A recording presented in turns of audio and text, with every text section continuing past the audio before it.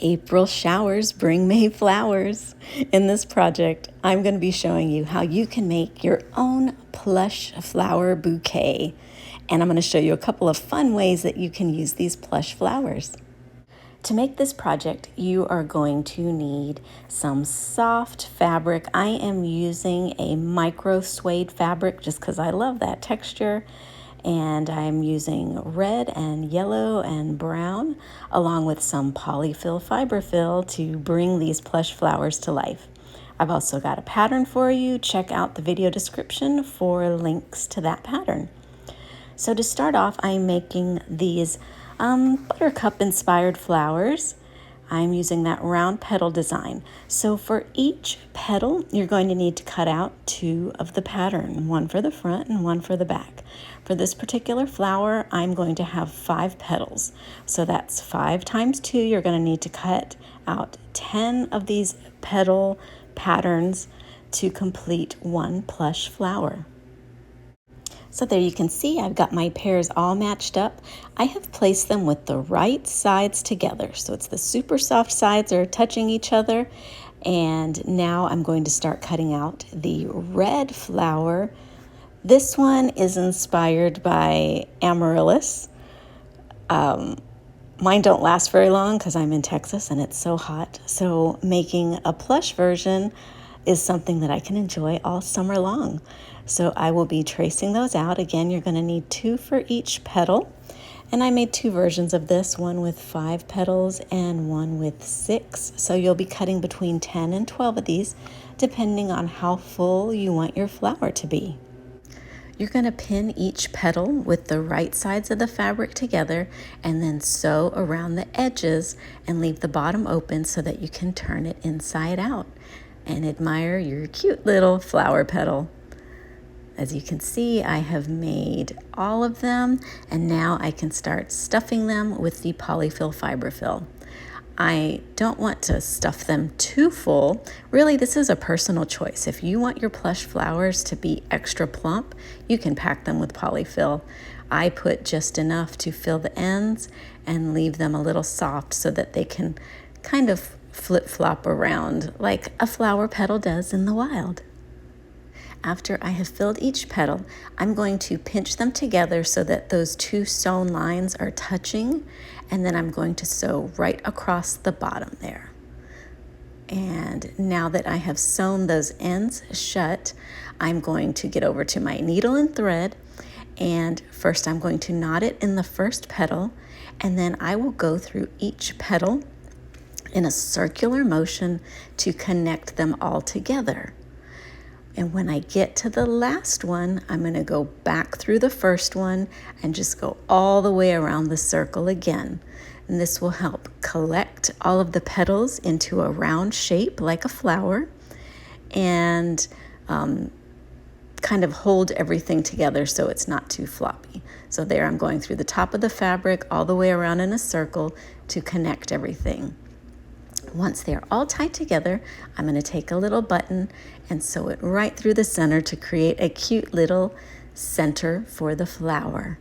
I will stitch in and out a couple of times to get that tightly into place and then tie off a knot in the back when it's all completed. If you feel like your flower is floppy, you can also tie in a circular motion the petals in the back like I did on the front to connect those all together on the back side as well. Now we're going to repeat the same thing with those red petals. I have sewn around the edge, and then I'm going to flip each petal inside out. And for this one, I'm going to use a pencil. You can use some sort of tool to help poke out that cute little pointy end of the petal. And then I'm going to fill each one with just a little bit of Polyfill to fill out these petals and bring my plush flowers to life. Now, as I did before, once they are stuffed full, I'm going to pinch the sides together and sew across there to close them. Then once again, I'm using needle and thread to connect each of the petals in a circular motion.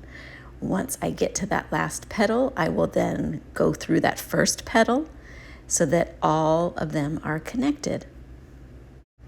So just as I did before, once the petals are connected, I'm going to sew around one more time across the top of the petal fabric just to help connect them a little more and keep it from being so floppy. And once again, I'll be using a button to create the center of the flower. So up and down through the middle of the flower, and then tie it off in a knot in the back when it's firmly in place. And there's my first two flowers done. They're so cute and plush and colorful.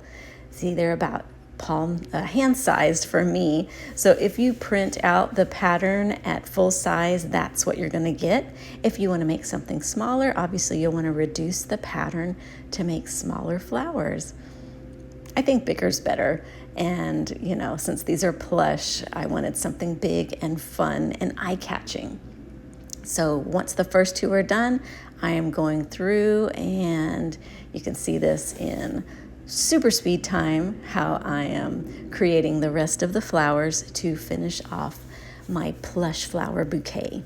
I decided to make 3 yellow flowers and 2 red flowers, but you could of course make more or less depending on the size of the bouquet that you want to create for your own home.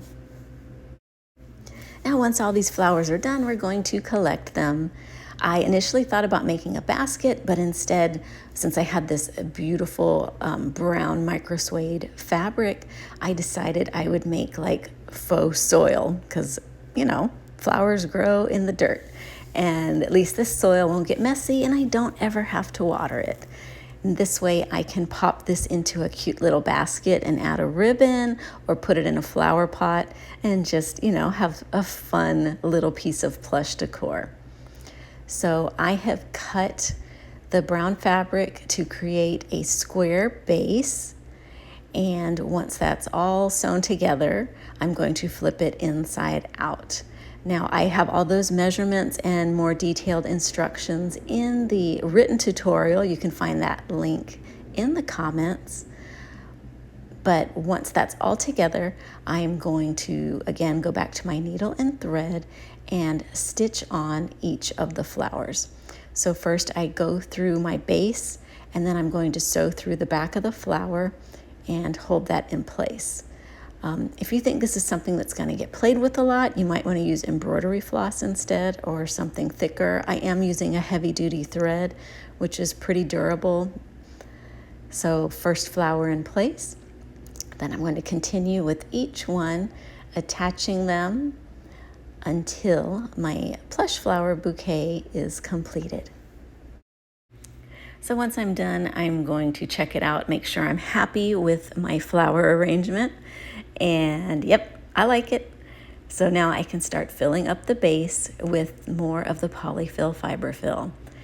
I decided, as I was doing this, I was thinking about my other project I had done where I turned a plush into a weighted plush, and I thought this project would be perfect as a weighted plush project. So I filled it halfway with the Polyfill fiberfill, and then I grabbed my Poly-Pellets and weighed them out to create a 3-pound bag. So that's what you see in that Ziploc bag that I taped up really tightly. I placed that in the middle of the Polyfill, and then I filled up the rest of the base. So now I have a weighted base that will help me when I use this later as a piece of decor. And I'll show you some of the other ideas I came up with for how you could use this fun plush flower bouquet. But first, we've got to close up that with a ladder stitch, and then it's ready. This plush flower bouquet would make a really cute gift for Mother's Day, but why not use it, you know, as a door stopper? You could use it instead of a pillow. This is such a fun alternative to a pillow, don't you think? And then even if someone sits on it, it's plush, so it's soft and cozy and cute. It just brings a pop of color to any space, and you don't have to water it, which is really awesome. You could even put it in a flower pot. Have fun making your own plush flowers. I hope you enjoyed the tutorial, and thanks for watching.